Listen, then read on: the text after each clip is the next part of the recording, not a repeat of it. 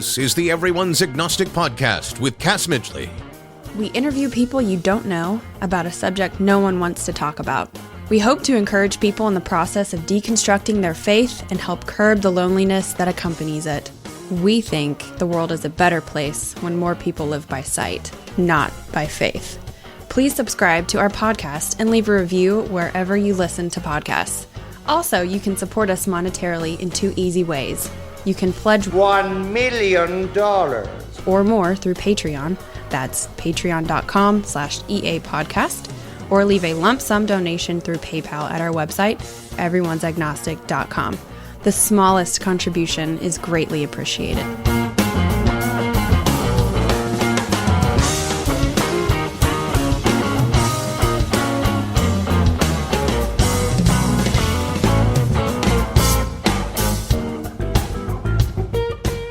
Welcome, everyone, to episode 215 of the Everyone's Agnostic podcast. I'm Cass Midgley.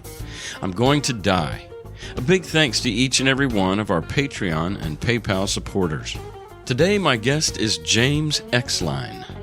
James is a coffee zealot and self-proclaimed coffee snob who is a former Jesus follower who became a pastor, who was not only personally derailed by his own cognitive dissonance and loss of faith, but his abusive childhood and his mother's solution of feeding him into obesity by age 3. Despite all this, James retained, at no easy feat, his integrity, agency, and self-respect to go on to serve at a drug and alcohol treatment center. Today, he's an atheist and a humanist, overcoming decades of self-hatred and ruthless bullying. He's in recovery himself from alcohol, opioid, and food addictions. He is passionate about helping fellow addicts and alcoholics obtain better lives through sobriety. This time, sans God.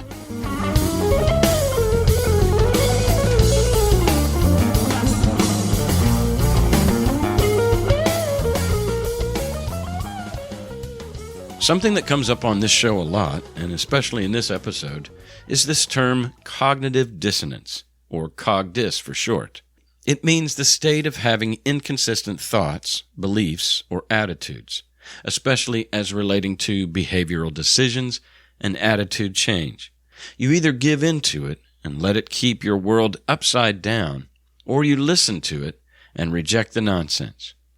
Upside down. I'm trying not to boast here, but all my life I've been a softie. As a young boy, I once shot a robin out of a tree with a BB gun, and I went to his broken body on the ground, picked him up, petted her, wept, and buried her. I've only ever wanted people just to get along. I hate estrangement of any kind, let alone war and hatred. I hate separation of any kind, especially the kind that gives a person license to benefit at another's expense.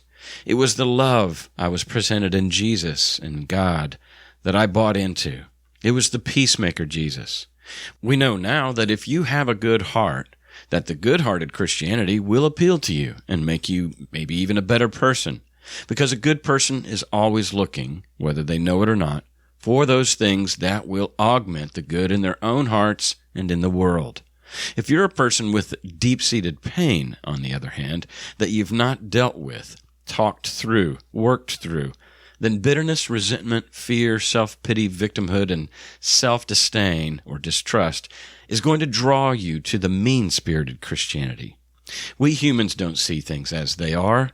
We see things as we are.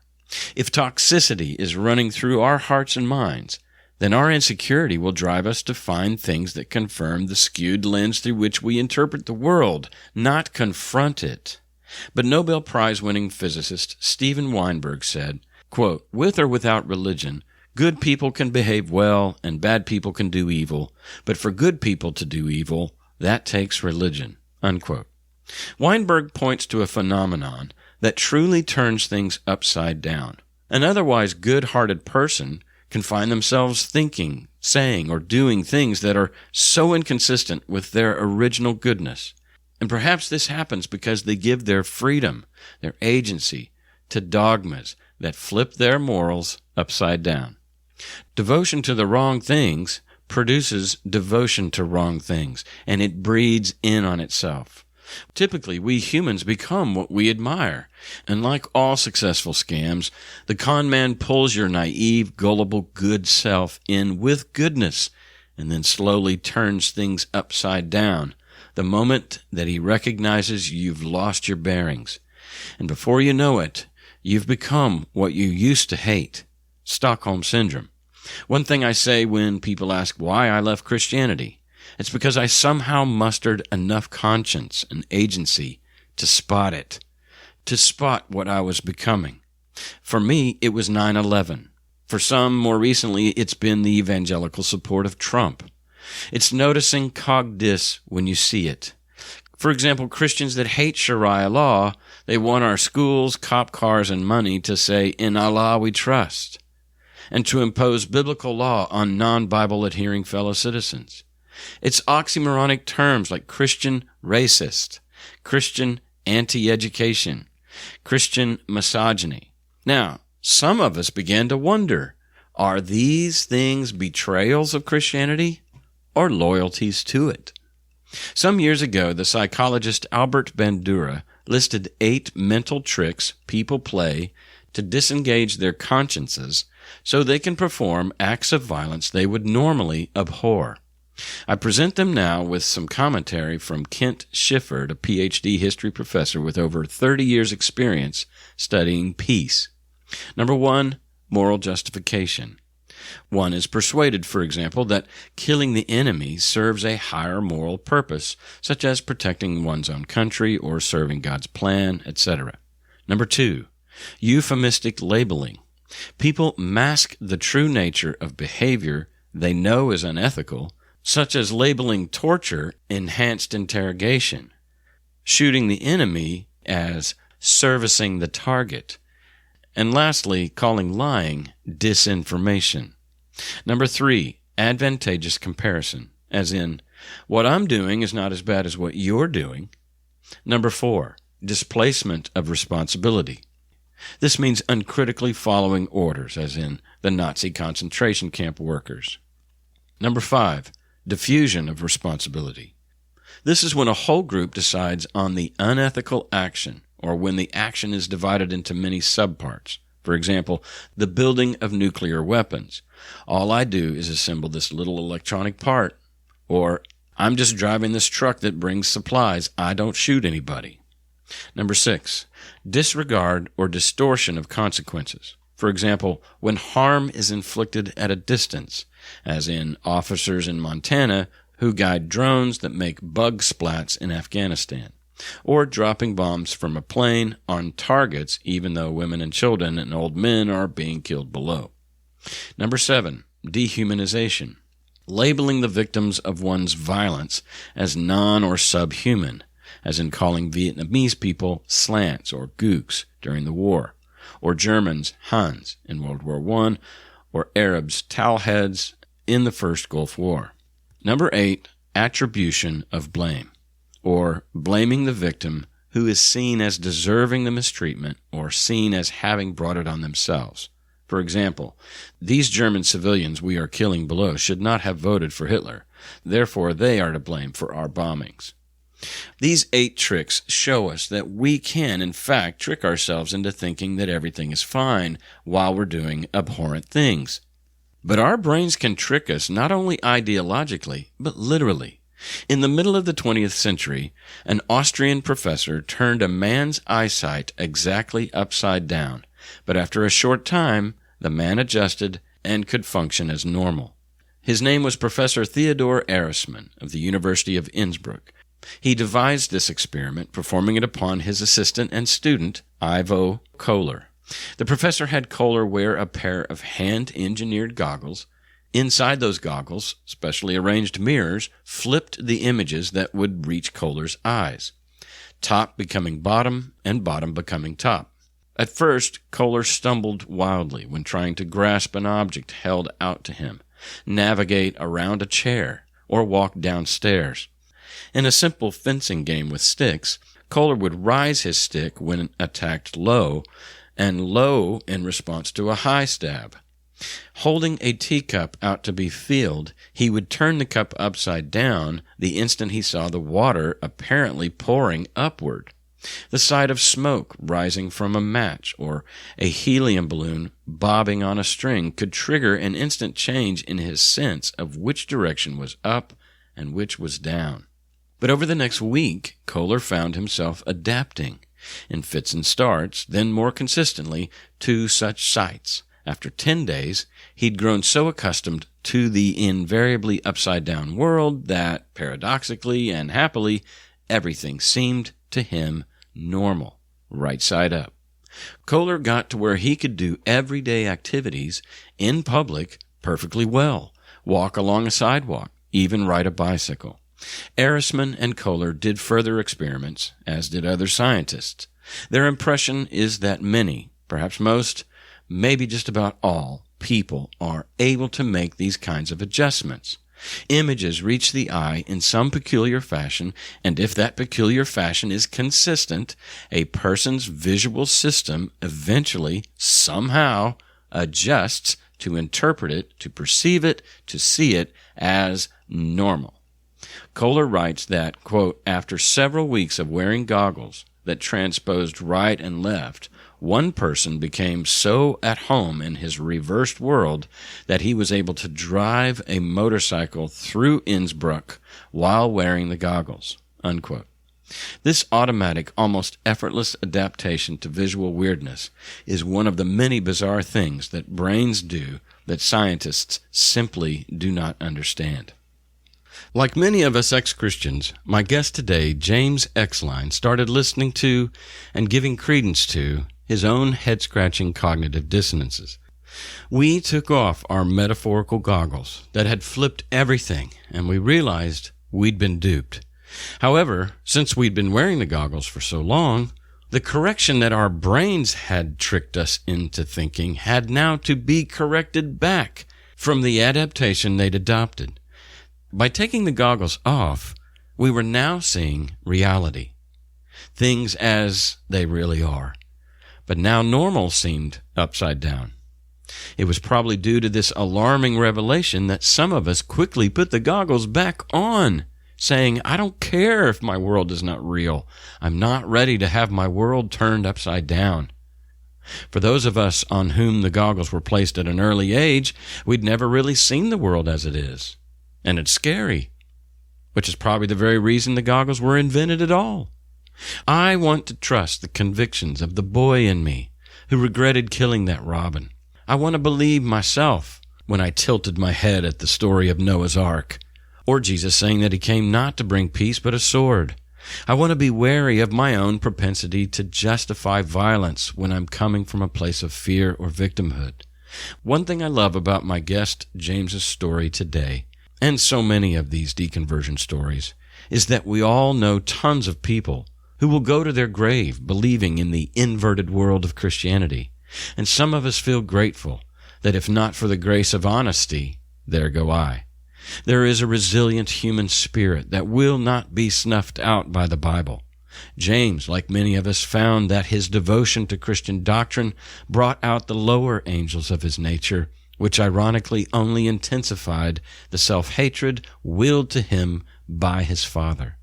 His fight out of those dumps to eventually develop an endearing fishing partnership with his aging father is a product of James trusting his own heart, his good heart that was good all along, despite what the Bible or his dad told him so.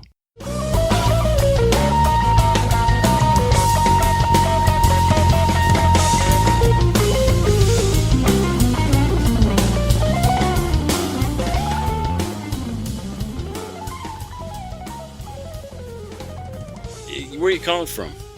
I am calling from Springboro, Ohio, where I am temporarily living with a friend. I just moved to the Cincinnati area at the end of last month. Have you met Stephen Barry?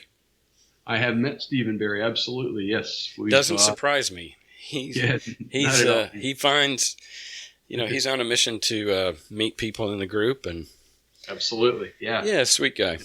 Yeah, I'm part of the same humanist group here in Cincinnati that he is, that Bart Campola organized. Yeah, that's great. Yeah, I'm a Bart Campola fan. I had him on the show, and oh yeah, I was a fan of his dad when I was a Christian. Did you know him? I did not. No, I did. I was not familiar. I was familiar with the name, but not anything beyond the name. I might have read a little bit of him, but I went to a few conferences where he was one of the speakers, and he was an amazing speaker. Yeah, I was just at a conference at Ohio State that Bart spoke at, and he's an amazing speaker himself. Yeah, well, yeah, they got that. They got the gift of gab. Yeah, absolutely. One time would have considered a gift from the Holy Spirit. Huh? Oh, you're right. Yeah. And are you, and the mother or the grandmother, are you using that for the Lord? Bless my mom's heart, because I've through the years. I was a worship leader and I was a songwriter, made Christian CDs and stuff, and so I was using my gift to glorify God. And amen, brother. So now my mom knows that I'm an atheist, and she's 90, and we talk at least a couple times a week, and she's a devout Christian and very disappointed that I've left the faith, but she doesn't press it. She's kind of learned not to press it, and I'm not hostile when she brings it up. I'm just kind of silent. I just kind of wait till she's done, and so she realizes that it's not effective, but she's almost always saying, "Are you still singing?" Mm-hmm. All right, so Ohio. Where were you before then? I'm originally from Ohio, from Stark County. Okay. Born and raised, and I was living in Stark County when I went to Florida. I went to South Florida, West Palm Beach area, in 2010, which is when I flew down to Florida for drug and alcohol treatment. Okay. Yeah, well, I see that that's part of your story. How old are you now? I am 52. Oh, so am I. What's your birthday? August 5th. Okay, March the 6th. Oh. So parallel lives. This is the thing. When I get on the phone here with pastors and our lives were going on unbeknownst to each other in very, very similar paths. I noticed in your bio. Oh yeah. Yeah. So let's talk about your childhood. What was the religious context in which you were raised?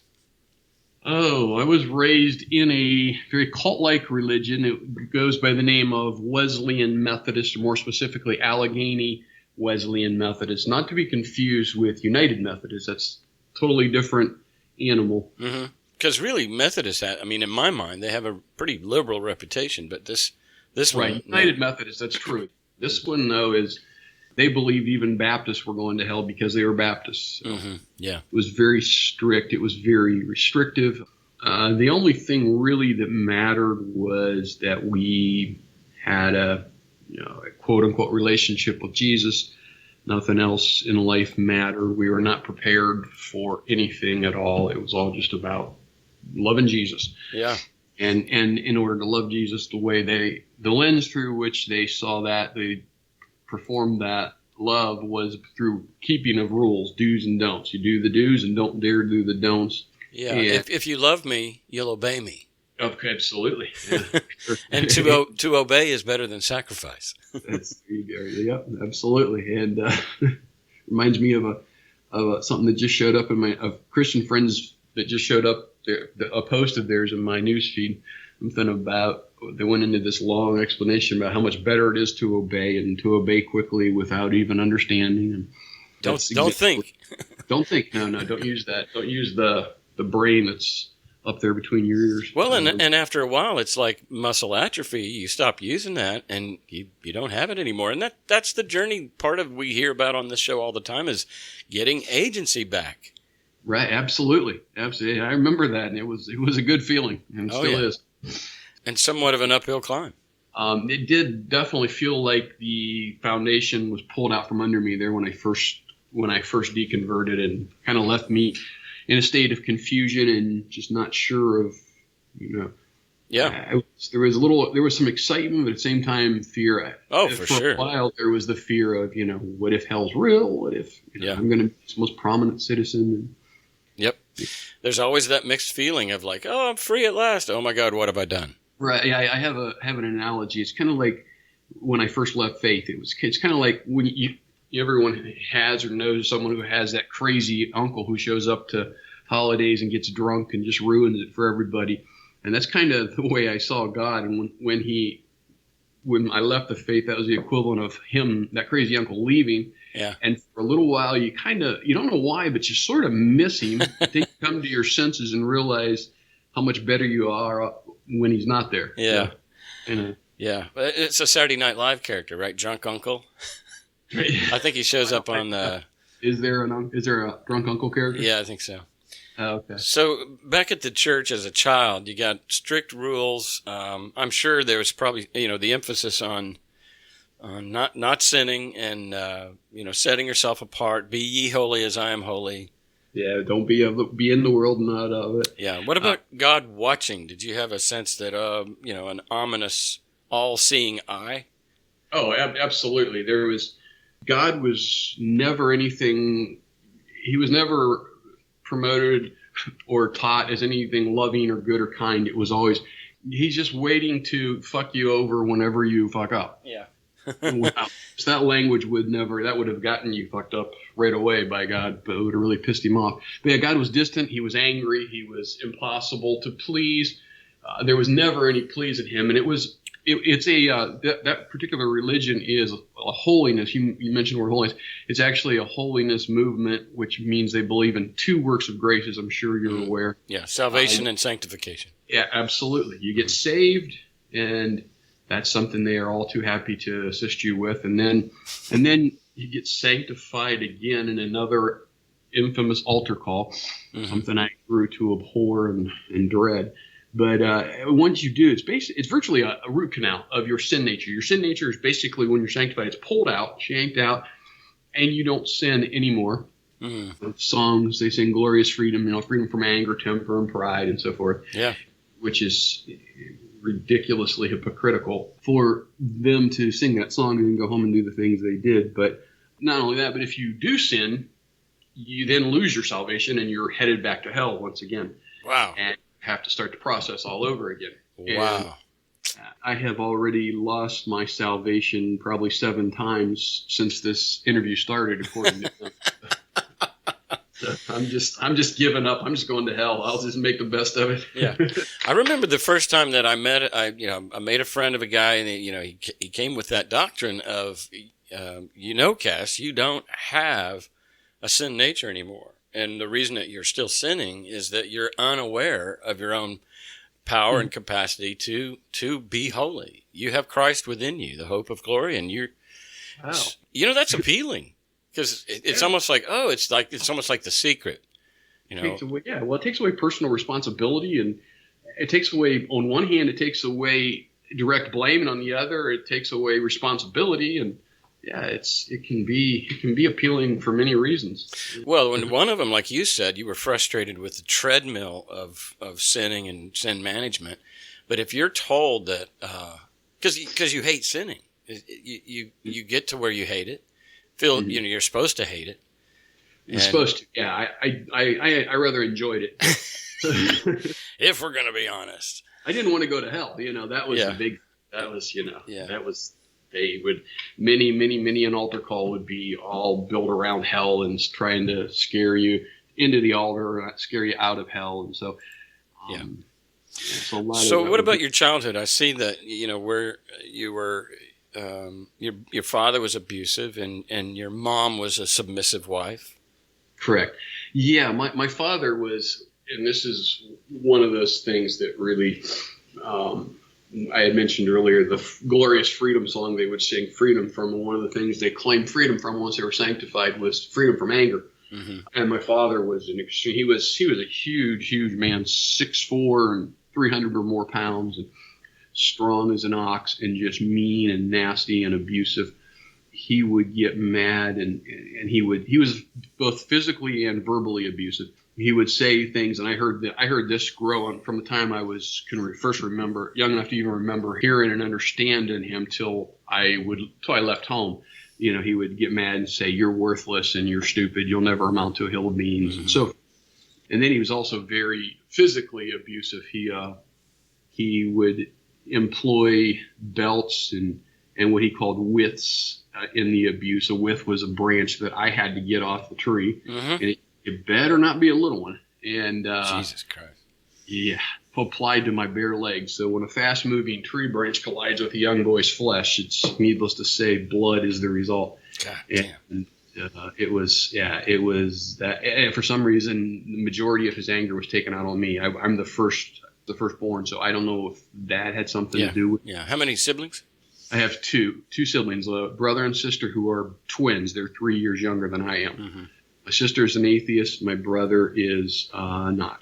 Okay. And, but did he go into this Methodist Brethren thing? Or? No, my brother is actually mentally handicapped. He has some issues. He believes in God, but I don't even know if he has the wherewithal to not believe or even to reason.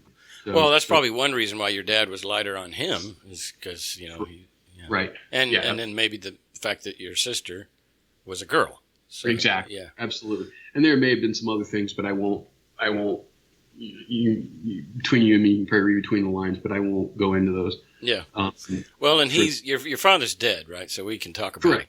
Correct. Yeah, we can talk about it. Yeah, I don't want to. There are some things I don't want to say for the sake of my sister. Yeah, that's fine. But, and it's her story to tell, and if she wants to, that's more power. That's awesome. But I don't want to. That's not my story to tell. So but my father. Back to my father. He was my Sunday school teacher. Oh yeah. When I was about, I don't remember exactly, I would guess 10 to 12, somewhere in there. And very often he would ask all of us boys, what does it mean to be a Christian? And his answer would always be the same. To be a Christian is to be Christ-like. And then he'd go home and beat the fuck out of me. Yeah. So, I'm got this message of Christ-like is what? Again, why do I want to be like this Christ? If you're... Yeah. Father's an example. Why do I want to, and my mom, she was extremely submissive. I'm writing an article right now about the misogyny in the Bible and then in church and how it affects women and so forth. And her experience with misogyny is definitely a part of that article that I'm writing. She went from being vibrant, strong, confident woman, English major, taught physically and mentally handicapped children, grade school children. She went from that and independent and just vibrant, full of life, to being a shell of a woman. Just once she got married, and the church, the role of wife within the church played out the way it was quote unquote supposed to, according to theology, and especially they are even worse with that than some churches. But suck the life out of her. Absolutely. And how did you know about this? I mean, obviously you weren't born, so did you hear stories about it?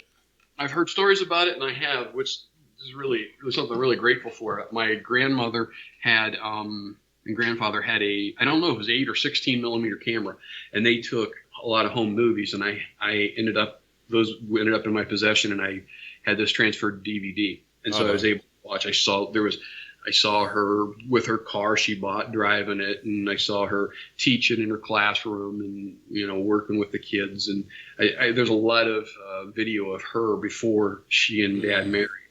And the woman I saw was just an amazingly strong, happy, vibrant woman. Yeah. Wow. Not the woman that I knew as a mom. Yeah. Well, I think we can speculate, I can speculate that your father was probably abusive to her. He was... I never saw any physical abuse, but verbally, yeah. Very demanding, very controlling. Of course, submit. Wives submit. So through their lens of that scripture, it meant do what I say. Yeah. Period. It was always about him, his needs, his wants, his whatever. And mom was kind of a second-class citizen at best. Maybe. So what was your relationship with her? I had a very good relationship with mom. We were very close. There are some things about it that are, I'll get into here that were a little off, if you will. Her love language, if you will, was food. Was what? Food. Oh, yeah. She spoke the language well. Well, she's a good cook. Very, very good cook. And everything's too damn good. Everything centered around food, everything. When I was just a baby and an infant, when I was still... Through the time that I was bottle feeding, she would give me a bottle of sugar water between each feeding. Something that some people did back then. Why they thought it was good, I don't know. And then, by the time I was 3, I was fat. I was, extremely fat by the time I was 3. And throughout school, up until I was 16, I was the fattest kid in the entire school. That's grade school and junior high. Yeah. And that was a rather dubious title to carry. So that brought a lot of. Remember, my dad's telling me I'm worthless, I'm stupid, I'm no good. Mm-hmm. The church, God, basically, is telling me I'm no good because I could no matter what I did, I was never good enough to go to heaven. I was always losing my salvation, going to hell, and God was always pissed off and angry, just like Dad. Yeah. So then Mom's loving me through this. So I think she's making up for the abuse in her mind by giving me food. Yeah. I came home one day crying because the kids were making fun of me for being fat. And so she asked me why I was crying, and I told her, and her response was, well, here, honey, let me make you something to eat. Make you a pie. Thanks. Yeah. Yeah. Okay. You know. Wow. And all this, I don't want to get too far ahead, but well, let's talk a little bit more about the religion, and then we'll come back to the perfect storm of all this. All right. There were just so many. The rules were just so numerous, and they made no sense. On Christmas, when Sunday would fall on Christmas, we'd have to wait till Monday to celebrate it. Because according to what my dad said, when I asked him, it's because it's what the world does, which we celebrated Easter every Sunday, so it makes no sense. But we couldn't. Sunday was a day I hated because we had to. We ate, went to church, we ate, and by God did we eat. Mom made the equivalent of a Thanksgiving meal, quantity-wise, not necessarily food-wise, but not types, but quantity. And then we'd have to take a nap. We'd get up, eat again, go back to church, come home, eat, and go to bed. So Sundays we couldn't go out to play. We couldn't go out to eat. We couldn't. One time there was a storm. I was fairly young. There was a snowstorm came through, and I shoveled. There was an elderly lady, and I shoveled her next door, and I shoveled her driveway and porch. And she insisted on giving me some money. Mom and Dad wouldn't let me take the money till I had to go back the next day when it wasn't Sunday to get the money. Which no sense whatsoever. Well, here's the thing about this is about the fifth thing that's happening to you as you're forming, and these are impressionable years. Correct. Where it's absolutely a cognitive dissonance. It doesn't make sense to feed me after I've just told you I've been made fun of for being fat. It doesn't make any sense for you to say, be loving and be holy and don't have anger, and then come home and beat the shit out of me. Right. And it doesn't make any sense that I have to go back the next day to get the money that I earned on this. I mean, there's so many things where your brain is being trained to go from thinking this is not normal to this is normal. Right. Cog Dis is a part of life. Yeah. Absolutely. That's exactly. And yet I had doubt early on. Yeah. I mean, there was that conditioning, but yet there was doubt that got through and never left. I entertained doubt even as a pastor. I entertained a lot of doubt. Yeah.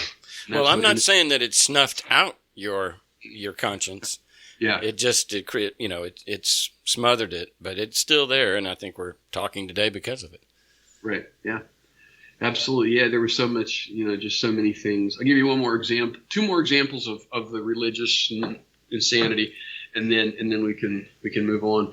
But when I was talking to my first wife, I've been married twice. My first wife and I had gone out to eat on Sunday. We were talking to my grandmother, and in the conversation it came up that we had gone out to eat. And my grandma, you'd have thought I said I worship Satan and had sex with barnyard animals, the way my grandmother reacted. But wait, just for going out to eat? For going out, yeah. Oh, it was like the end of the world for her. And I've never heard of that. She said, Jimmy, you know better.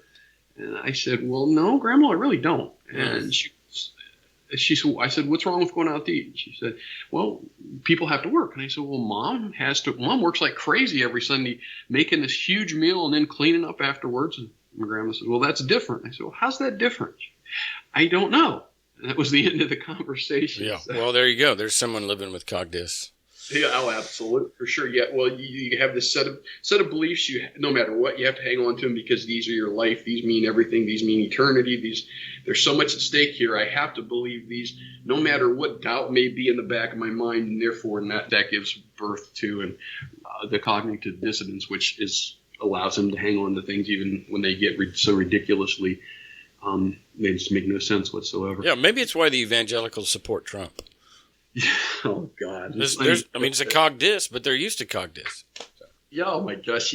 There's a whole nother, it was amazing watching the evangelicals go from not liking Trump to once he became the nominee, all of a sudden he was their man, and he was the man God put there. And, I think it's all about abortion. That's probably, I don't know.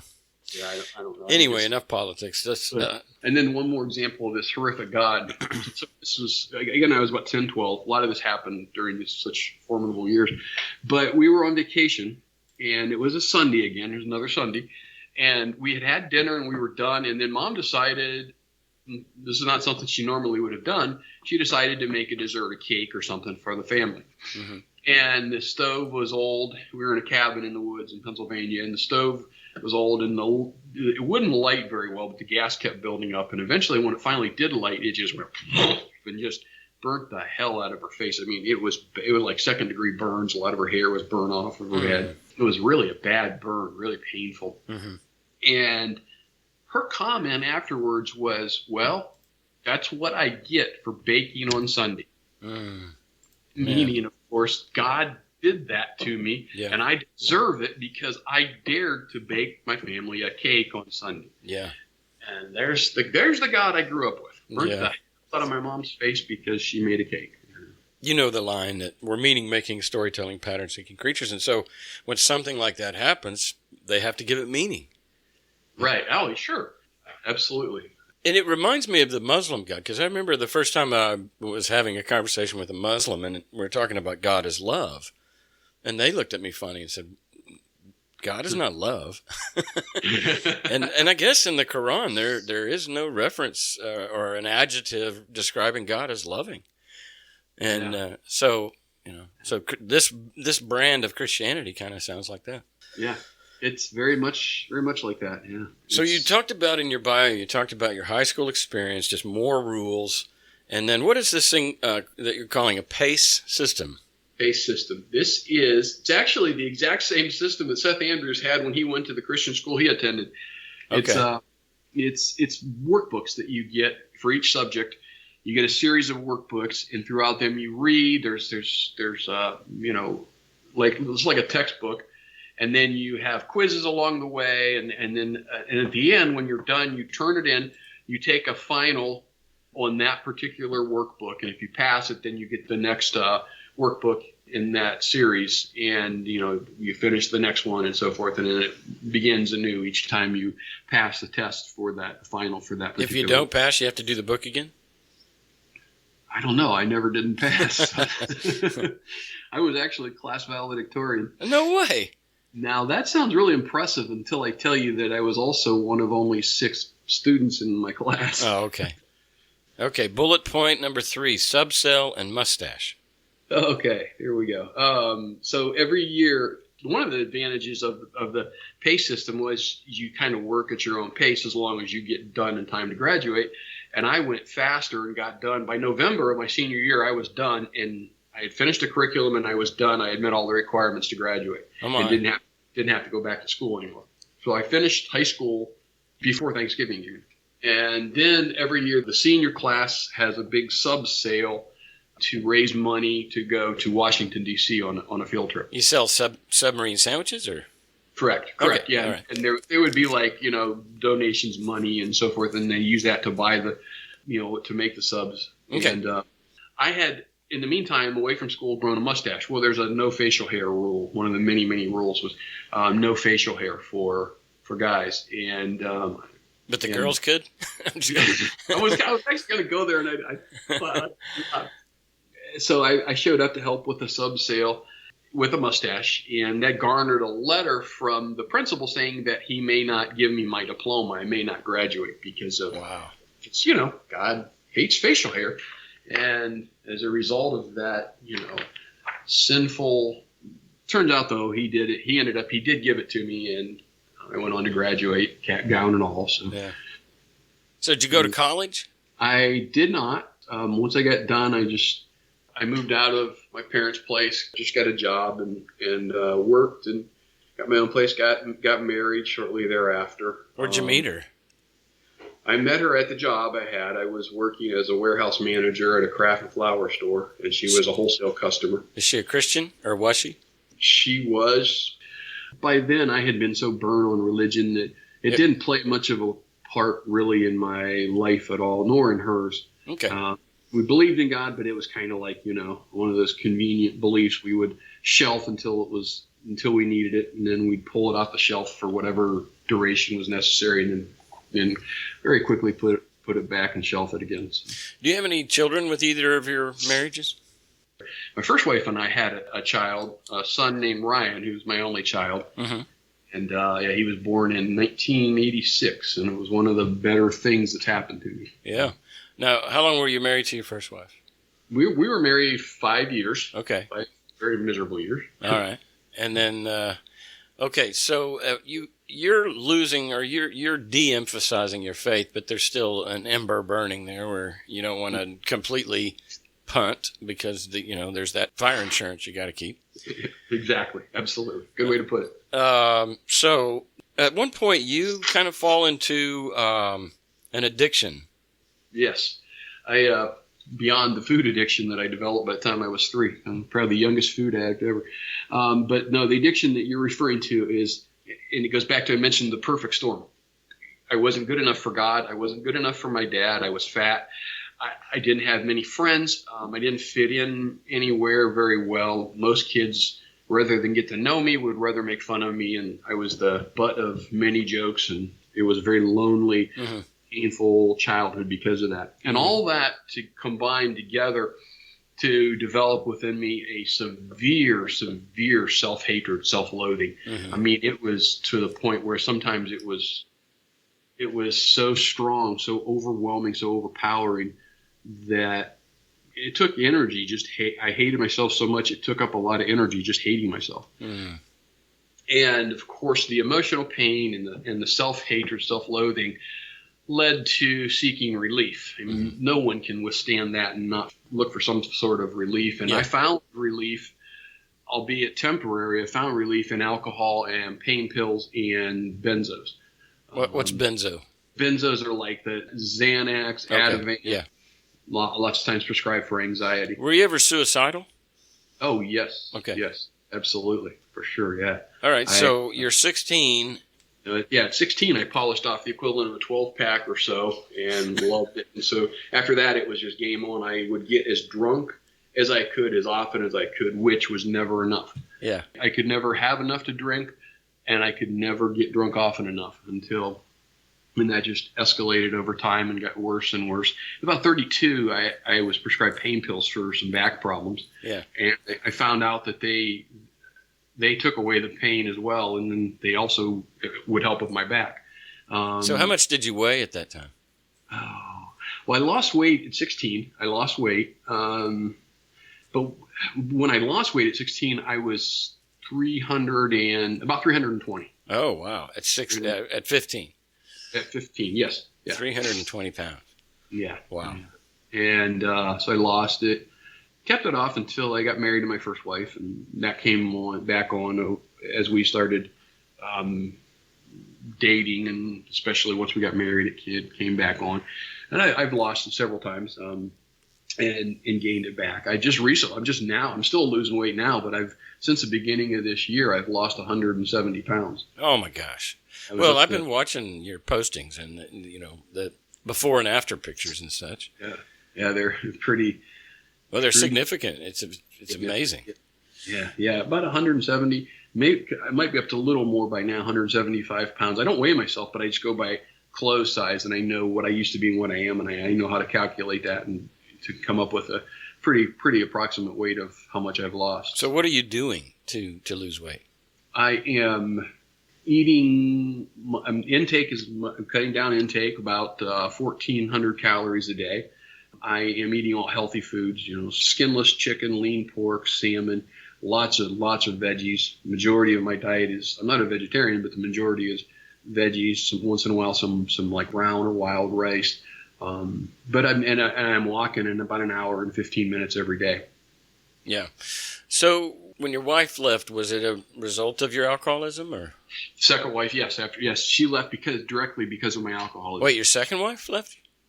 Yeah, my first wife and I were married 5 years, and I left her. Oh, okay. Well, And what's your connection with Ryan now? I mean, if he's 86, He was born in 86. Unfortunately, he was killed in a car accident in 2008 when he was 22. Oh my, I'm sorry. Yeah, thank you. Yeah, I was still drinking at the time, and I can tell you that definitely accelerated my drinking. He was attending Duke University, where he was getting his master's in marine biology. He was at home over Christmas break at his mom's in Pennsylvania, and on his way to work hit a patch of ice, went left to center, and in front of an oncoming semi-truck, and was killed instantly. Oh my gosh! Wow. Yeah, I was wrapping Christmas presents when I got the call. That's devastating. Oh my gosh. It was. I've been through a lot, but that was one of the worst, if not the worst. Yeah. So at that point, your mother and father both had passed. My father, and by the way, my father and I actually got close. What? He had come to me back in my mid-30s, somewhere in there, and in his way, he asked for forgiveness. He said, "The Lord's been convicting me of not being good at being a family," which is, I remember it very well. It's exactly how he worded it. And he asked me to forgive him. And of course I did. And we hugged probably for the first time ever. And we got close. And after that, I mean, he could still be an asshole. But it didn't, but in spite of that, we were close, and we went fishing a lot. We spent a lot of time fishing together. We'd go out to eat, and we just, spent a lot of time together and got really close. And, that's amazing. I was really grateful for that we had that time together before he passed. I just want to highlight something you just said, but I want to downplay the power that you wielded when you forgave him, because the way you phrased it was, you said, he asked for my forgiveness, and of course I forgave him. It's not of course. I mean, you didn't have to, and some people don't, and in some cases it would be powerful to not. This is true. Yeah, I'm not. I guess that may sound like religion saying, Christianity saying to forgive lest you want to be. But I wasn't. That's not where that was coming from. I didn't realize the way it came across. But I forgave him, and that was big of you. That's my point. And thank you. And I'm really glad I did. We got really close. And as a matter of fact, I became his power of attorney medically and financially, because he ended up developing Alzheimer's, and it got pretty bad. And as he was laying there, they had taken him off the machine that was keeping him alive, because in his will he didn't want to be kept alive. So I made the call to take it off, and he was in a coma, and I was standing beside him, holding his hand, talking to him. Didn't know if he could hear me or not. As I was talking to him, I stood up because my back was hurting. I was leaning over.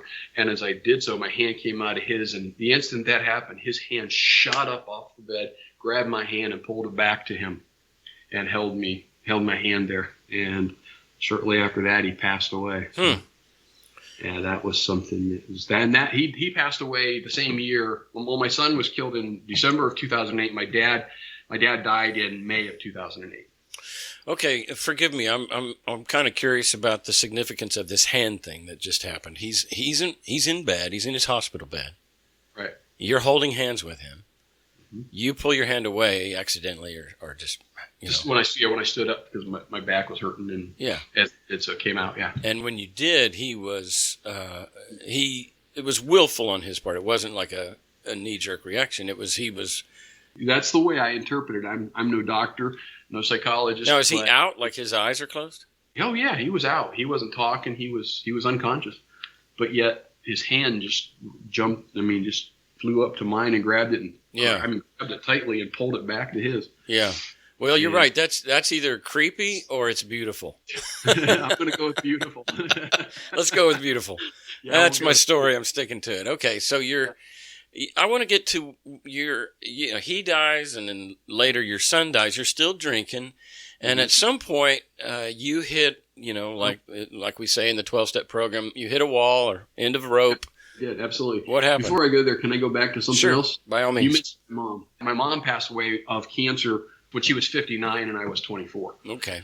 That was devastating. In fact, my second cousin of mine that I was close with said that I was never the same after that.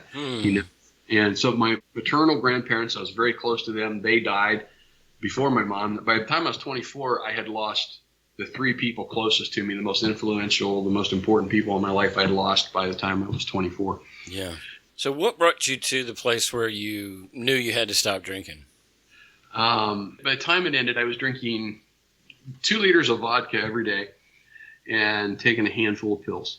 Wow. It was that. It increased, like I said, once in 2008. I got sober in December 2010, December 2008, my son died. I was blacking out almost literally every single time that I would drink. And blacking out is not, some people think they hear blackout, they think it means you pass out. That just means part of your brain literally starts dying, starts shutting down. Because there's so much, you've ingested so much alcohol, parts of your brain literally start to shut down. That's what black. But you keep going, and you're not thinking, oh shit, my brain's dying. I got to the point where I was waking up with bruises all over my. I had lost a fight with a pickup truck in the middle of the street. I had no clue what the hell happened. Yeah. I came to dread my wife saying, "You don't remember?" That would be one of the worst things I could hear. Oh shit, this is going to be really good or really bad. Yeah. And so she finally had it. And I want to say she was a great wife. She's a great woman. She's remarried and happy. And I'm happy that she's happy. And I'm glad she's found someone that makes her happy. She's a great woman. But she had it. She just was like, I can't take this anymore. I wasn't there towards the end. I wasn't working. I wasn't doing anything but getting drunk. And, well, I think we can say she did the right thing. I mean, I know it's hard, but absolutely. I don't fault her. In fact, I credit her for her leaving being the catalyst that led me to wake up call for you. Yeah, absolutely. Yeah. There I was back in November of 2010 in Ohio. I mean, there's anything about Ohio in November, it's starting to get pretty cold. I was just going to get colder. I was homeless, just about to be homeless. No car, no job, no money. And started going down, listing my friends, calling to see if I could stay with them. And they all had the common sense not to let me. And so then I started looking at homeless shelters. I'm like, oh, hell, I don't want to stay at a homeless shelter. So I started thinking, and you know what, I got a problem. And it really hit me. And I still believe in God then. And I prayed what I can honestly say was the most sincere prayer I've ever prayed in my life. And that was, I've been doing things my way and it's not working and I need help. I'll do whatever it takes. Please help me. Yeah. Your come to Jesus moment. Yeah, exactly. I come to Jesus there, right in my living room. There he was on the couch. And this is the thing. We got to highlight this because the 12-step program and the second step of surrendering power to a higher power, for whatever it's worth, and whether it's mythical, the thing about the brain, everybody's experience is their reality. And if somebody believes something, it's almost the equivalent of it being true. Absolutely. It's a placebo effect. Right. It's not unlike the child who has an imaginary friend. Yeah. Because he maybe is lonely, maybe whatever needs are there, and he concocts this imaginary friend, and over time he believes it, and where he would argue that this friend is real, even though we know it's not, and yet it serves its purpose. I know my brother is, like I said, he's mentally handicapped, and he will go on these dating sites that are just, all it is people trolling, looking for people, unfortunately, like him to take advantage of. But in the taking advantage of him, they'll say what he wants to hear, like, I love you, and call him sweetheart. And to him, that's real. And he gets literally the same things from that as if it were a real relationship with a real woman and real love. So that's absolutely the whole God, surrendering to God. First of all, you have to get out of your own head. There has to be a form of surrender, of course, not to God, but by surrender I had to surrender to doing it my way and saying, I got this. I don't have a problem. I don't need help. Whatever it might, that you have to abandon that and just kind of surrender to the fact that, I've got a problem. I've got a hell of a problem. Mm-hmm. I'm enough to put most people in the hospital every single night. And I'm waking up with bruises all over. My wife has left. I think I got a problem. I think I need help. I had to abandon that. So, But I mean, of course, it was God. To me, it was God. And, Well, and let's also point out that the commitment that is made after that. And this is why you run into people all the time. And they may have doubts about their faith, but God saved me. God saved my life. Jesus saved my life, and you can't take that away from it, and you wouldn't want to. My sponsor, you just described my sponsor. He's a great guy. He's a Christian, but I've kept him as a sponsor. He's got 33 years sober and just a hell of a good guy. And he's very much on the fence about religion and God, more so, I think, than he would be willing to admit. And he told me one time, because he says the notion of hell is ridiculous. The notion of original sin is insane. I mean, he believes a lot of the same things you and I do. Yeah. Or has a problem, but yet he just can't quite let go. And he says the reason is because when he got sober, there were things that he attributes to God that he can't attribute to anything else, and therefore that's why he literally said that's the only reason I still believe. Yeah. Yeah. And so what? Yeah. Yeah. So how long now have you been sober? I have been sober since December. My sobriety date is December 4th of 2010. So this December 4th, Lord willing, it'll be 8 years. I'll be sober 8 years. Yeah. Good for you. It always cracked me up when they would say Lord willing. I mean, well, when I believed them, like, well, I think it's His will to stay sober. But okay, so you go to a treatment center? So I was looking for a Christian treatment center. So I started calling around and found a place that I thought was in Ohio, and it turns out it was in Delray Beach, Florida. And turns out it was not a Christian treatment center, but they had a Christian program. Mm-hmm. Right. I ended up going. I was in detox for about 5-6 days, and ended up in treatment and was there. I was going to do 30 days and go back to Ohio. Ended up doing 10 weeks in treatment, 70 days. And then the halfway house for 5 months, and then I ended up working in the industry, in the treatment industry. Oh, really? Yeah. Yeah. So helping out other people. Absolutely. Okay. Helping out other people. So, and you were a Christian. You'd kind of come back to faith. So, did you see it as a ministry? Oh, yeah. God spoke to me. This is what I firmly at the time thought. I firmly believed it. He called me to the ministry to alcoholics and addicts like myself. So I started going to Palm Beach Atlantic, a Christian university, and I couldn't have picked a more expensive one, by the way. God led me to one of the most expensive universities in the area. Mm-hmm. But my student loan bill balance right now will testify to that. And I started an internship with a treatment center, not the one I went to, but another one. And it happened to be my therapist when I was in treatment, ended up at this other treatment center, and I kept in touch with him and ended up starting an internship through the school I was going to with that treatment center, and with his help. We'd have group therapy, and then 2-3 times a week, one-on-one therapy. Have you ever seen Good Will Hunting? I have, but if it happened before 2010, I was drinking and probably don't remember much after the credits. Well, there's a scene. Well, the one of the main characters is played by Jason Bourne. What's his name? Matt Damon. And his father used to brutally beat him with a belt and with a switch. And he gets into the therapy with Robin Williams as his therapist. And there's a famous scene, and it's one of the most moving scenes in the movie. And the therapist looks Matt Damon in the eye, and I think there's a degree in which if you're beaten by your father, a person that you trust, an authoritative figure that you love, and he's saying you're worthless, he's giving you punishment, and if he's giving me punishment, I must deserve it, and because he's not an evil guy, this is not recreational for him, I deserve this. So I'm just speculating that it might go through the head of a kid. And so Robin Williams says to him one time, "It's not your fault." And Matt Damon's like, "Yeah, I know. And then Robin says, "It's not your fault." I know. It's not your fault. Okay, I know what you're doing. It's not your fault. And slowly, after a few, maybe 3 or 4 more times of saying it, Matt Damon's knees buckle and he is bawling like a baby on Robin Williams' shoulder. Wow. This the layers of self-hatred and self-blame.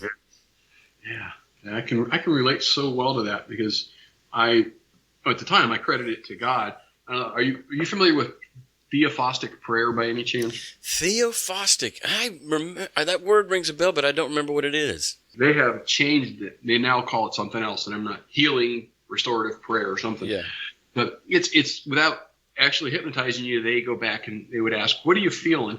And this was a guy that I had met, like my first in-house AA meeting. That convinced me even more that it was a God thing. He scheduled this theophostic prayer session. Have you ever heard of sozo?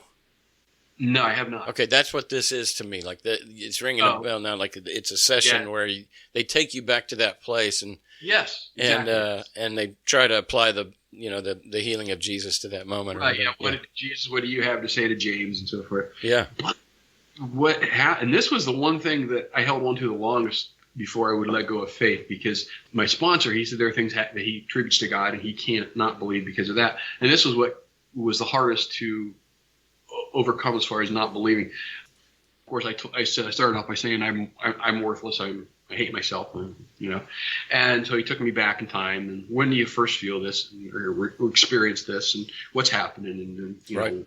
Have God, what do you have to say? Jesus, what do you have to say to James about this? And the first thing I, quote unquote, heard from God was God saying, yes, you have an earthly father who is flawed, but I'm your perfect heavenly father. Mm-hmm. And then it went on, and I had literally what at the time I could only describe as a vision. And by the way, by this time I'm not in a detox. I'm not taking any drugs or drinking or anything. Totally sober, no medicine or anything. So I have a vision. And in this vision, and I remember my dad had died 2 years earlier. In this vision, my dad's in front of me about, I don't know, maybe 10, 15 feet away. And he's yelling, you're worthless, you're stupid, you'll never amount to a hill of beans. And standing beside him was the devil with a bow and arrow, and the arrows were flaming.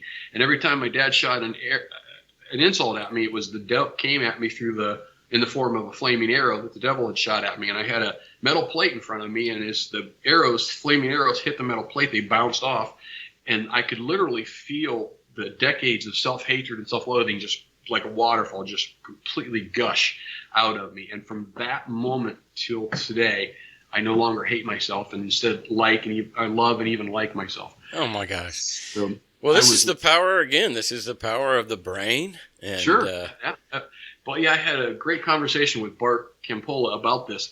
I'm like, it's one thing I don't know how to explain. I no longer believe in God, therefore I can't believe it's God. But what was it? And he really just he broke it down for me. And really, did you believe that your dad was the source you had? Did you believe that you needed to stop hating yourself to get sober and so forth? Because all the pieces were there in your brain already, and it was just the perfect time right then for you to use those pieces. And that process, even though it doesn't hypnotize you, it's similar. It kind of, you quit using the frontal cortex or whatever it was he said of your brain enough that you don't have that resistance to, I am a good guy. Normally I would, no, I'm not. I'm a worthless piece of shit. And that resistance was gone. And I was able to process and make that change within my mind. And I couldn't have stayed sober any length of time, still hate myself the way that I did. My second wife used to say, you can't love anybody till you love yourself. And he used to piss me off and be like, I love myself. And all I was doing was proving her right. Yeah. Well, in a sense, you were, because you didn't see any hope of you ever getting out of your self-hatred. You might as well be saying you're fucked. You're going to be an asshole the rest of your life. Right. Yeah. Which is not good news. No, that's not. No. And you didn't want to be that guy. No, I didn't. But it was just, I had such anger and the anger was a byproduct of the self-hatred. Yeah. And anger towards, my father and the abuse and the craziness with the church and so forth. So you're helping people out. You're in ministry in a way of helping other alcoholics. What next? Well, I was one of the pastors for the Christian program. They had a Christian program in that where I worked as well in that treatment center. And then we planted a church in the community called Recovery Church, obviously for the recovery community. Mm-hmm. And so I was there 6 years before I got laid off because of they're about to shut their doors. They're down to like 8 patients from 150.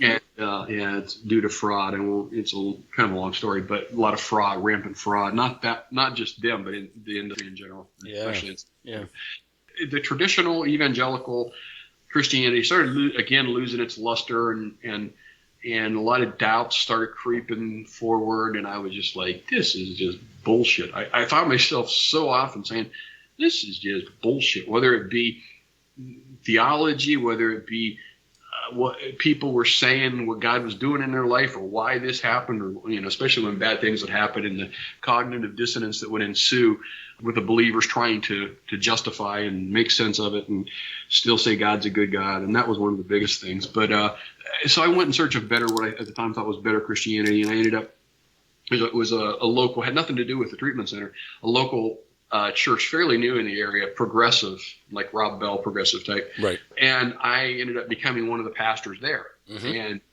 so I was kind of pastor in 3 different places. And what was interesting was, as I was in that role in all these different capacities, my faith was starting to fade more and more and crumble more and more.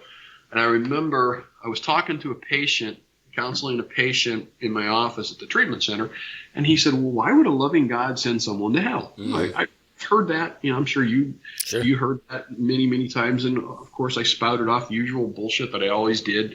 God sent Jesus, you're sending yourself, you're choosing to go, and all that. But as I did this time, something just went, no, mm-hmm. This is bullshit. I just felt like I was lying. I felt like I was a fake and a phony. And mm-hmm. instead of feeling like I was saying what I believed, I felt like I was saying what I had been told and what I had heard. Yeah. It was right then that doubts came rushing to the forefront. It was right then that the Kool-Aid soured and I couldn't drink it anymore. Mm-hmm. And one thing led to another. And that's when I really started doing a lot of research. Seth Andrews was really influential. I watched a lot of his videos. I read both of his books. I actually reached out to him via email, and I did an interview just at the end of my faith, like very beginning of. In fact, I may have said out loud for the first time on that interview with him that I was an atheist. But one of the very first things to go, even before that, I just couldn't accept the concept of hell. It was just so ridiculous. Yeah. But even before that, homosexuality was a sin, was something. At the beginning of my pastoral years, I taught that it was wrong, that it was a sin. I hate to admit that. That's one of my regrets. But what undid that belief was actually having patients who were gay that I would develop professional relationships with and counseling with them, and I'd be like, there's no way this is just a choice, and there's no way it's a sin. And I got to the point where even as a pastor, I was counseling patients that were gay. This is not a sin. It's who you are. Embrace it. And if you're in a relationship that makes you happy, go for it.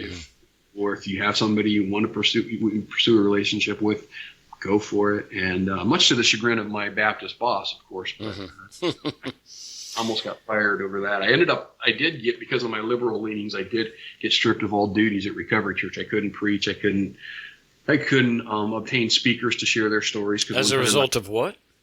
My becoming more liberal, like the progressive church, and especially my stance on my belief on homosexuality not being a sin. Okay, so you eventually had to leave that church, and that's when you went progressive. I stepped down. I stepped down from Recovery Church because it was just I was just there, Yeah, the recovery type churches are pretty fundamental. I mean, they've got to stick to the absolutely. Yeah, the lead pastor there.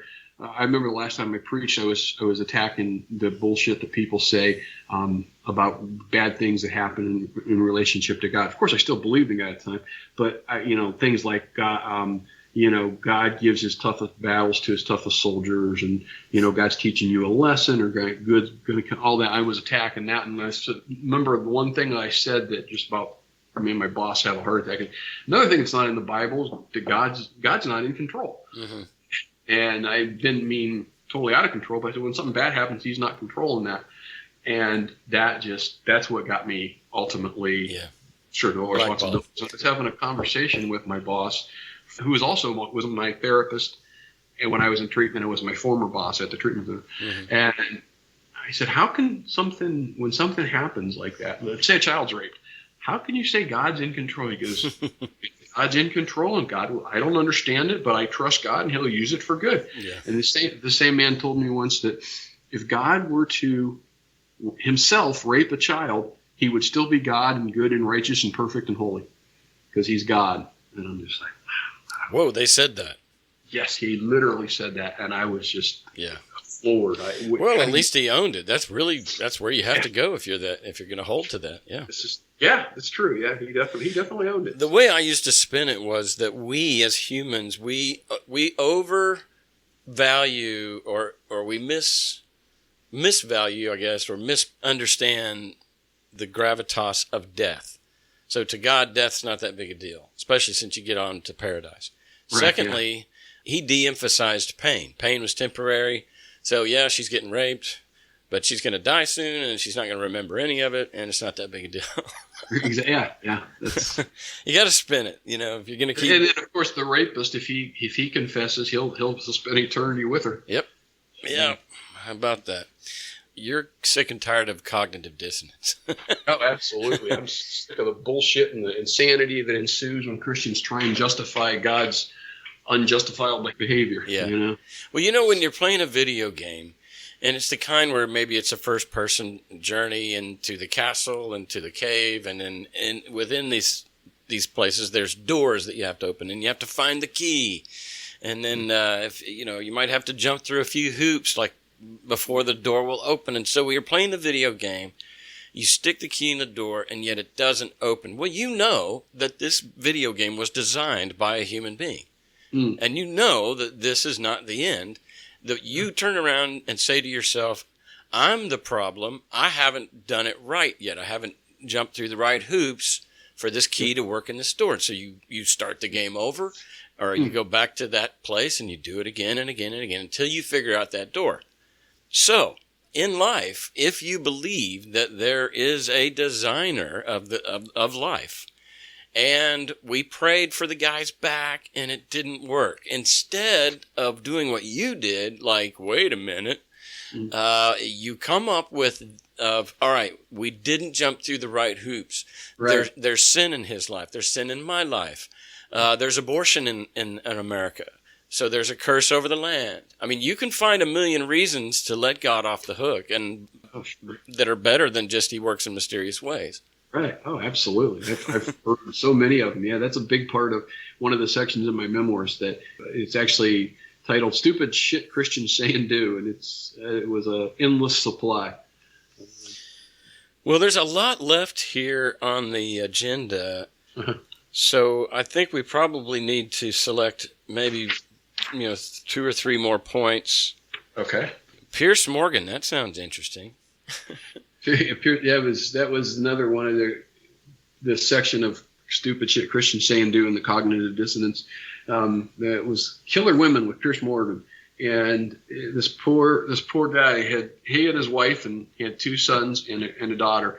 And one night, people came in and shot up everyone in the house except his daughter, and set the house on fire, and he was the only one that survived. And it turns out it was his daughter who was behind it. She had planned it, and her boyfriend and some of his friends came in, and it was all because her father didn't like her boyfriend and told her she was not allowed to date him. Yeah. So she came up with this insane plan to shoot everybody and burn the house down. And this poor guy survived, and he was burnt badly. He was shot. He was injured.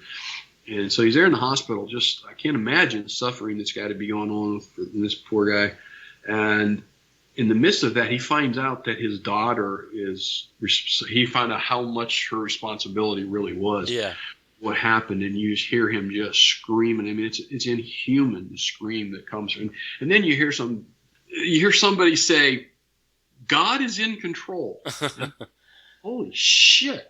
If that's an example of God being in control, what would it look like if he weren't? Yeah. Well, getting back to my video game metaphor, we've said on the show many times, for those that have their eyes wide open and are willing to be honest with themselves, instead of presuming that there's a designer of the game and we have to backward engineer, we're starting with the presupposition that there's a designer. Exactly. And backpedaling from there, yeah. Yeah, but if you're honest, you say, you know what? The world operates exactly as it would as if there's no God. Something like that. And it's so true. You realize you're not in a video game. You're not in something that's designed. Right. You're living out and you're walking out something that is complete random chaos. Yeah, I can remember the relief and thinking, well, this makes sense. Evolution made so much sense in light of all the suffering. That was a big nail in the coffin of my faith, was the suffering and the bullshit that ensues again, trying to justify it all. And once I quit believing and realized, oh, we're here a product of evolution, and suffering is a product of that as well. And it just made so much sense. And it just, I don't know, there was something very, I don't know, satisfying is the right word, but it was satisfying to realize that there wasn't a quote unquote loving God behind all the suffering, and somehow we had to consider all joy, as James says, and suffering, Yeah. And so what do you do for fun? what do I do for fun? I love to write. I have my own blog, and I am a contributing author for a website. Is it okay to mention that? Sure, by all means. FullyDeconverted.com. FullyDeconverted.com. There's a Facebook group that I'm part of, but they also just launched a .com, and I'm contributing author for that. My blog is James Exline Atheist.blogspot.com. Okay. So it's your name, James Exline, EXLINE .blogspot.com. Okay, yeah. Cool. And people can find your work there. Yeah, another thing you mentioned what I do for fun. I'm a part of Bart Campola has organized a humanist community here in Cincinnati, and I'm a part of that, and it's been great. You mentioned Stephen Barry. He's also a part of that. He and I are friends. Bart and I are friends, and it's just really been awesome to have a community and friends that are like-minded, and we're all. How often do you guys meet? We meet. We have a community dinner every other Sunday evening, and then the in-between Sundays, the off Sundays, every Sunday morning we meet for coffee. Okay. About how many people come on an average? The coffee thing is literally this Sunday will be the first time, so I don't know. Okay. But the dinner averages between 20 and 30 people. Okay. And is it at somebody's house? It's at a UU church. Oh, okay, cool. Unitarian Church. Very cool. Awesome. Yeah, that's one of the reasons that I moved here. I had been living in a town that was God, Trump, guns, and kept hitting dead ends. And I was talking with Bart, and he was, "Why don't you move up here and be part of our community?" I'm like, Did you already mention what you do for a living? I did not. No, I got laid off, like I said, from the treatment center. My passion is still working with and helping fellow addicts and alcoholics. Yeah. Unfortunately, because of greed and fraud, a lot of things have changed in the way insurances are billing now. You have to be a licensed therapist even to run groups or to counsel to get billed to get paid. And so right now I'm a barista. I'm very passionate about coffee. I love coffee. I roast my own coffee. I have more ways to brew coffee than most coffee shops. But I'm a barista at Starbucks. It's a great company to work for. But it's, my passion is working, like I said, with addicts and alcoholics. I just recently discovered, actually, somebody the other Sunday night at the community dinner mentioned something about peer support specialists. And he told me a little bit about it, and I looked into it, and I'm in the process now of becoming certified in both the state of Ohio and Kentucky. And what that is you can, once you're certified, you can actually work in like hospital settings and treatment centers and so forth, and come alongside doctors and psychiatrists and psychologists and so forth, and work with and help addicts and alcoholics. That's great. That's what I jumped all over. As soon as I heard that, I jumped all over it. And then there's another certification you can be, once you get certified in individual state, you can become certified nationwide. And that will be the next step once I'm certified in Ohio and in Kentucky. Cool. And I still may work part-time at Starbucks, because you work part-time. I never did finish my degree, which was this ministries anyways. But Starbucks has a program where they will pay 100% for their employees to get a bachelor's degree, and even part-time. So I'm going to try and pursue that, finish my bachelor's degree too, even if I end up working as a peer support specialist, which is what I intend to do. I still I'm hoping to be able to stay part-time at Starbucks so I can get my degree, finish my degree. Well, good luck with that, man. It sounds great. And thanks for coming on, man. This has been an amazing journey, and here you are. And the future's bright, right? Future has never been brighter. I have so much. There's so much positive in my life right now, and so much that I'm excited about, so much that I'm happy about, so much that I'm looking forward to. definitely have a lot to be thankful for. Yeah, awesome. Thanks again. Yeah, thank you. I appreciate your time. It's been great talking with you.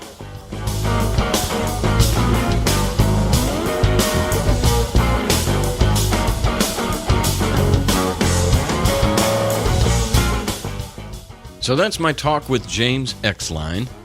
I really enjoyed that talk, and he's a great guy and an overcomer. In talking with James, I realized he is passionate about writing, and he's written memoirs and chronicling his journey from faith to atheism. And those memoirs and more can be read on his blog, jamesexlineatheist.blogspot.com. James Exline, E-X-L-I-N-E, atheist.blogspot.com.